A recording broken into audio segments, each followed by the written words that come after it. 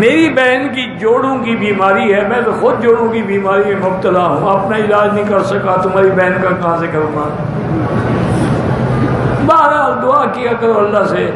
ہم بھی یہی دعا کر کر کے، گاڑی ہے چل رہی ہے دھکے کھا کے، کبھی پین کلر کھا لیا، کبھی کوئی پین کلر کی ٹیوب سے ملٹران وغیرہ سے مالش کر لی، بس گزارا ہو رہا ہے، ٹھیک نہیں ہوتے۔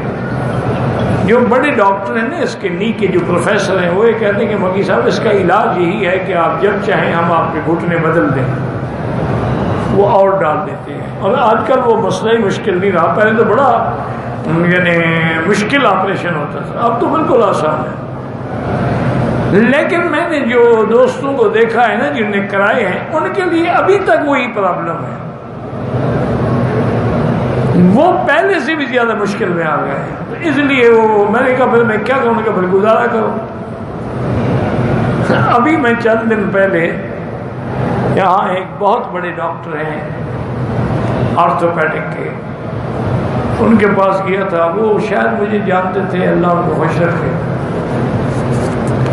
انہوں نے کہا مکی صاحب گزارش یہ ہے آپ ایکسرسائز کریں، اگر ایکسرسائز آپ کریں گے نا تو آپ کے یہ جو گولیاں شولیاں ہیں یہ چھوٹ جائیں گی۔ اب میں وہ ایکسرسائز کر نہیں سکتا، مجھے تکلیف ہوتی ہے۔ پھر اتفاق سے مجھے مل گیا، میں نے کہا بھائی مجھ سے نہیں ہو سکتی، میں نے بچپن میں ایکسرسائز نہیں کی تو اب کہاں کروں گا؟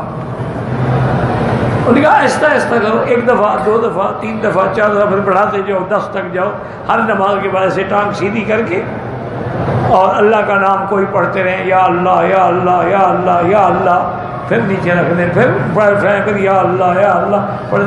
یہ جب 10 دفعہ آپ ہر نماز کے بعد کر لیں گے نا، کوئی گولی آپ کو نہیں کھانی پڑے گی۔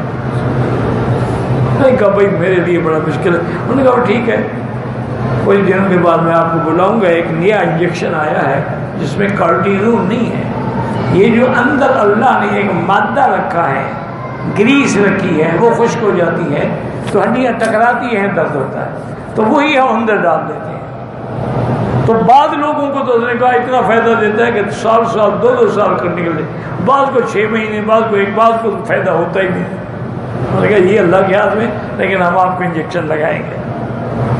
انہوں نے کہا مہربانی ہے بھائی آپ کی،